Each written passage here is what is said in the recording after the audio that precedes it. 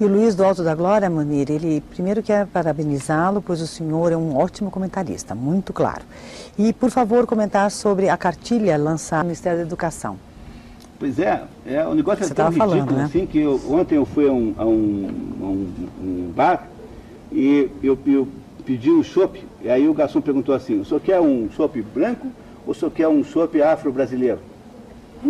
Aí eu fiquei imaginando, aí eu demorei um pouquinho para entender a piada.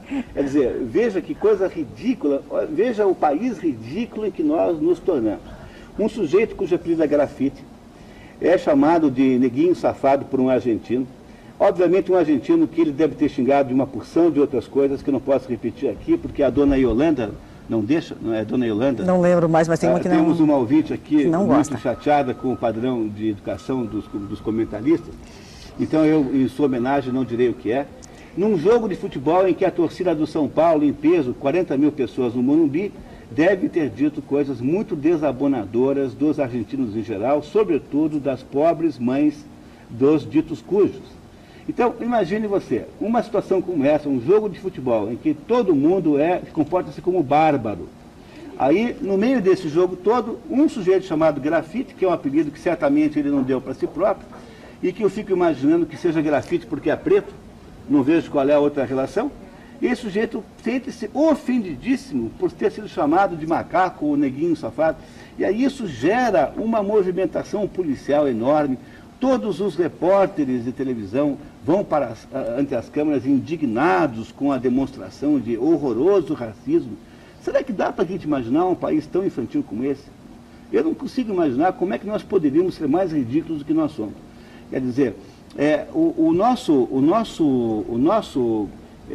trajeto na direção de uma inviabilidade total das coisas é aceleradíssimo.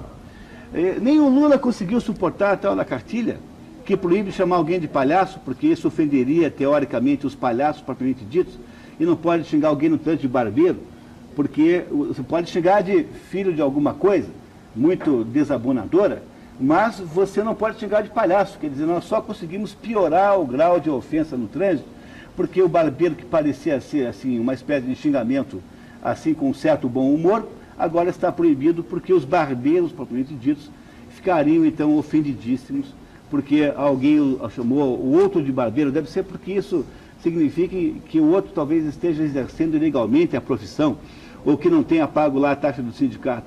Será que pode ser um país tão... É o cúmulo do ridículo, mas é difícil descrever com precisão o quão ridículo é tudo isso. E, no entanto, a quantidade de percepção que se tem desse quadro completamente surrealista é muito baixa.